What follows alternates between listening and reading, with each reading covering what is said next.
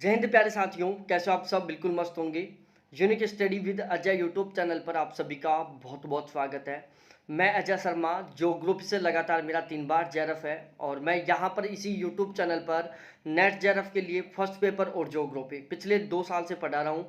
जिसमें जो पिछला वाला पेपर था उसमें मेरा तीसरी बार जेआरएफ हुआ था और बैच से टोटल 19 कैंडिडेटों का जेआरएफ हुआ था ज्योग्राफी से। ठीक है। और अब की बार लगभग रेशियो 22 प्लस जाएगा, 22 प्लस कैंडिडेटों का जेआरएफ हो सकता है, क्योंकि मॉक टेस्ट वगैरह से पेपर से हमें पता चल चुका है। बहुत सारे कैंडिडेट बोल रहे हैं कि सर अब की बार जेआरएफ बिल्कुल पक्का है। बाकी रिजल्ट आने का इंतजार है, रिजल्ट आएगा उस दिन सारा सब कुछ पता चल जाएगा। अब यहाँ पर मैं मेनली बात करने वाला हूँ, जैसा कि आपने थंबनेल के ऊपर लिखा हुआ देखा था कि दिसंबर 2022 यूजीसी नेट जेआरएफ, क्या ज्योग्राफी का पेपर पैटर्न बदल गया, क्या ज्योग्राफी का सिलेबस बदल गया? यदि आपने ये वाला ज्योग्राफी का पेपर दिया था नेट जेआरएफ का, या इससे पिछले वाला दिया था, और आपने यदि पुराने पेपर पढ़े थे, तो जब आप पुराने पेपर पढ़ते हो और उन पेपर के पैटर्न को देखते हो, वहाँ के सिलेबस को देखते हो, और जब अब की बार जो पेपर हुआ था या इससे जस्ट पहले जो पेपर हुआ था उन पेपरों को देखते हो, तो दिन रात का अंतर दिखता है आपको और 100% देखने को मिलेगा।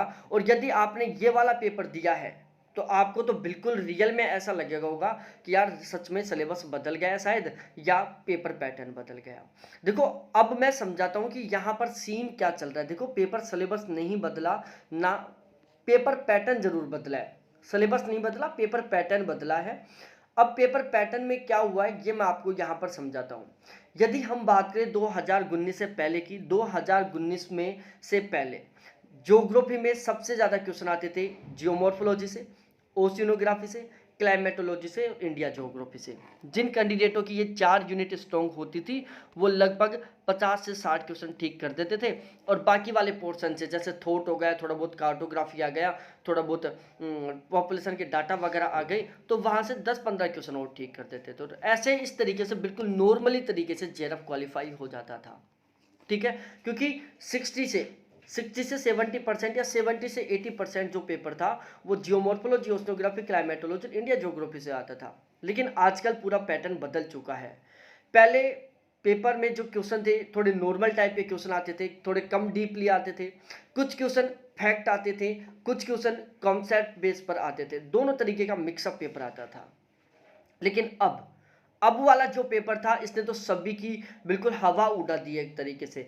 अब की बार जो पेपर हुआ है बिल्कुल सारा सारा पेपर कॉन्सेप्ट बेस पर था, सारा सारा पेपर डीप था। लेकिन ये केवल उन्हीं बच्चों के लिए था जिन्होंने बहुत सही ढंग से पढ़ाई नहीं की, जिन्होंने केवल फिजिकल ज्योग्राफी और इंडिया ज्योग्राफी को बहुत अच्छे से पढ़ लिया और चलो कि अब हो जाएगा हमारा जेआरएफ, ऐसे सोच लिया, या थोड़ा बहुत थॉट को पढ़ लिया ऐसा। तो उन कैंडिडेटों के साथ तो यहाँ पर बिल्कुल बहुत ही बुरा हाल हुआ है। उनका अब की बार नेट भी क्वालिफाई नहीं होने वाला। लेकिन अब की बार भी जेआरएफ क्वालिफाई होगा। अब की बार भी बहुत सारे कैंडिडेट होंगे जो ज्योग्राफी में 70 प्लस क्वेश्चन ठीक करके आएंगे। 70 प्लस क्वेश्चन ठीक उन्होंने कर दिया, बाकी आंसर की बाद में पता चल जाएगा। तो बहुत सारे ऐसे कैंडिडेट होंगे जिनके 70 प्लस क्वेश्चन ठीक होंगे ज्योग्राफी में। यहाँ बैच में भी बहुत सारे कैंडिडेट होंगे जिनके ज्योग्राफी में 70 प्लस क्वेश्चन ठीक होने वाले हैं। ठीक है, लगभग 22 प्लस कैंडिडेटों का जेआरएफ होगा आपकी बार बैच से ज्योग्राफी से यहाँ पर। ठीक है, तो अब देखो यहाँ पर सीन क्या हो रहा है, मैं आपको समझाता हूँ। देखो, हमारे बैच में जो कैंडिडेट थे उनकी कहीं कोई दिक्कत नहीं आई। उसका सबसे बड़ा कारण क्या था? देखो, हम जो पढ़ाते हैं, जब मैं पढ़ाता हूँ ना, तो सबसे मेनली मेरा एक टारगेट होता है कि केवल जेआरएफ क्वालिफाई करना है। नेट क्वालिफाई करने का टारगेट कभी नहीं लेता मैं। और जेआरएफ में भी मैं टारगेट लेता हूँ 80 प्लस क्वेश्चन ठीक करने का, कि ज्योग्राफी में 80 प्लस क्वेश्चन ठीक होने चाहिए और फर्स्ट पेपर में 40 प्लस क्वेश्चन ठीक होने चाहिए। जब हम ये बहुत हाई टारगेट लेकर तैयारी करेंगे, हाई टारगेट लेकर हम मेहनत करेंगे, और इस टारगेट के अकॉर्डिंग जब मैं आपको कंटेंट प्रोवाइड करवाऊंगा, बहुत महत्वपूर्ण कंटेंट, तो भाई आप नॉर्मली तरीके से 70 प्लस क्वेश्चन तो यहाँ पर और 35 प्लस क्वेश्चन यहाँ पर बिल्कुल नॉर्मली तरीके से ठीक करके आ जाओगे। ठीक है, जेआरएफ हो गया पक्का आपका। तो इस तरीके से यहाँ पर सीन चलता है। तो देखो, अब की बार सीन क्या हो रहा है, अब तक नेट के सिलेबस के अकॉर्डिंग यहाँ पर टोटल 10 यूनिट है। आपको पता है कि चलो हमारे नेट के सिलेबस में टोटल 10 यूनिट है, लेकिन मैं जब से पढ़ा रहा हूँ मैं 10 यूनिट नहीं मानता, मैं टोटल 18 यूनिट मानता हूँ ज्योग्राफी में, जिसमें जैसे जियोमॉर्फोलॉजी हो गया, ओशनोग्राफी हो गया, क्लाइमेटोलॉजी हो गया, ट्रेड ज्योग्राफी हो गया, ट्रांसपोर्ट ज्योग्राफी हो गया, रीजनल प्लानिंग हो गया। इस तरीके से मैंने ज्योग्राफी को 18 यूनिट में कन्वर्ट कर रखा है। अब देखो यहाँ पर बहुत अच्छा रिजल्ट क्यों जाएगा, बच्चों के बहुत अच्छे मार्क्स क्यों आएंगे, पेपर का पैटर्न बदला हुआ या सिलेबस बदला हुआ सा क्यों लगता है, उसका सबसे बड़ा रीजन यही है कि हम केवल geomorphology, oceanography, climatology, India geography इनको पढ़ लेते हैं, बाकी यूनिटों के बारे में हमें पता नहीं होता। अब उसका दो कारण है, हम उनको क्यों नहीं पढ़ पाते।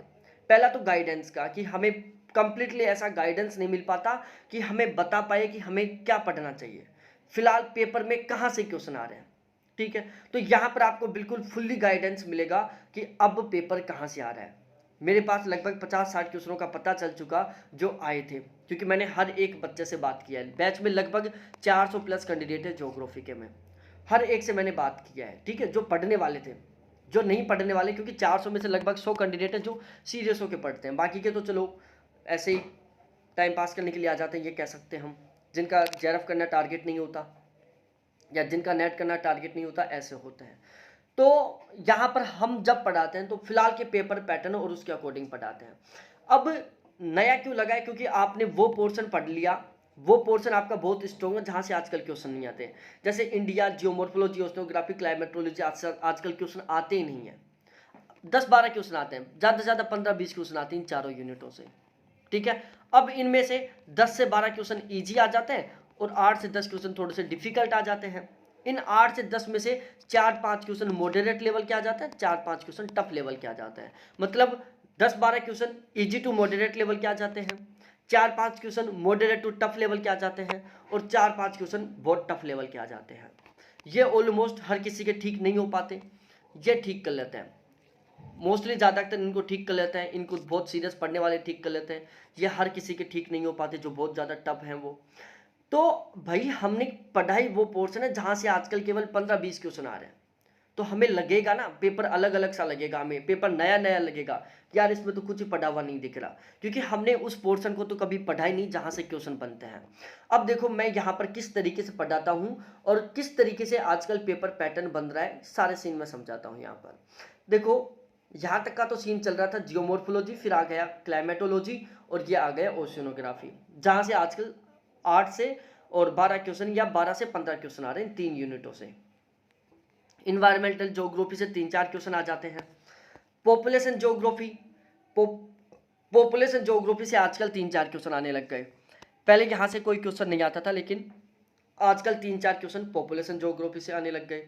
अब पॉपुलेशन ज्योग्राफी में देखो, जनसंख्या का भूगोल का अर्थ है, परिभाषा है, जनसंख्या के मापक है, विश्व जनसंख्या वितरण है, विश्व जनसंख्या वितरण एवं श्रेणियां हैं, जनसंख्या घनत्व है, जनसंख्या वृद्धि है, विश्व में जनसंख्या वृद्धि की प्रवृत्ति है, जनांकीय संक्रमण सिद्धांत है, जनसंख्या संबंधित सिद्धांत है जिसमें प्राकृतिक और दोनों तरीके के सिद्धांत शामिल होंगे, जन्म दर मृत्यु दर का विश्लेषण है।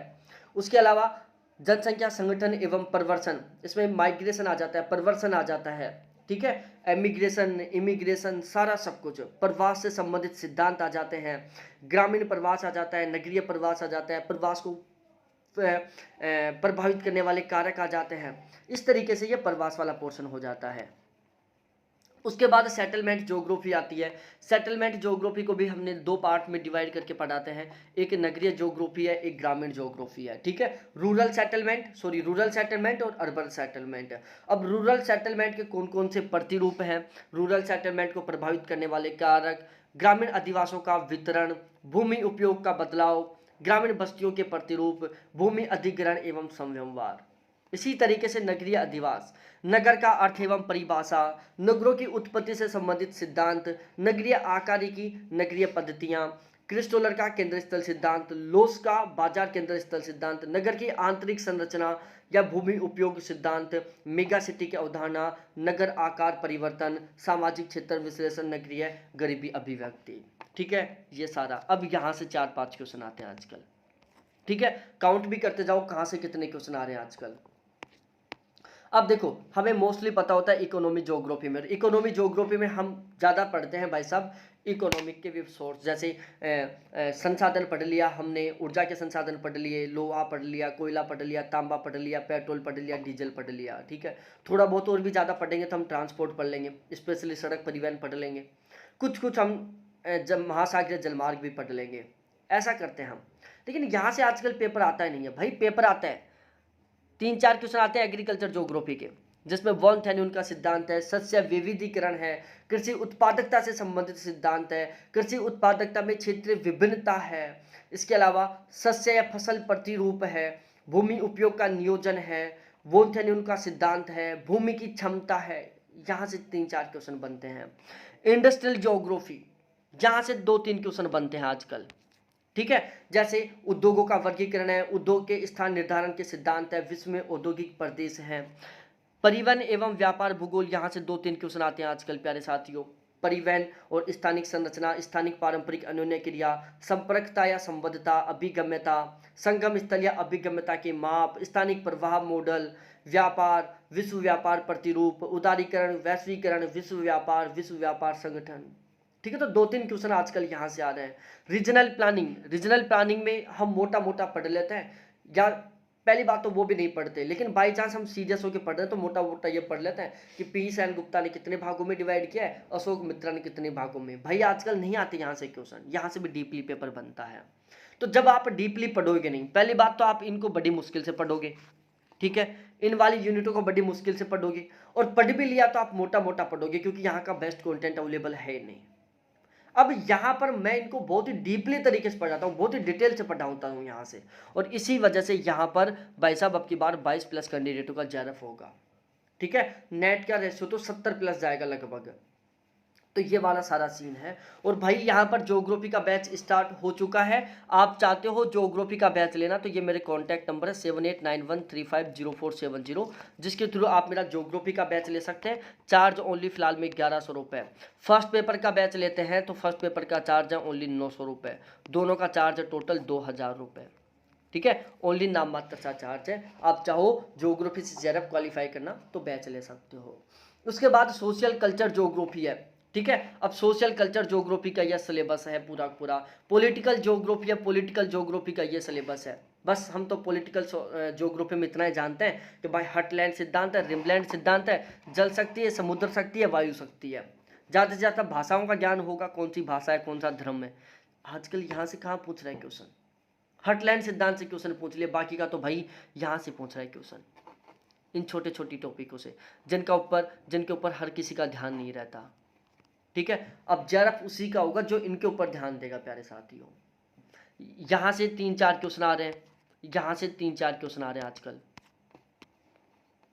ठीक है। उसके बाद में हम बात करते हैं ज्योग्राफिकल थॉट। ज्योग्राफिकल थॉट में थोट से क्वेश्चन बन रहे हैं, 7-8 क्वेश्चन आ जाते हैं आजकल ज्योग्राफिकल थॉट से।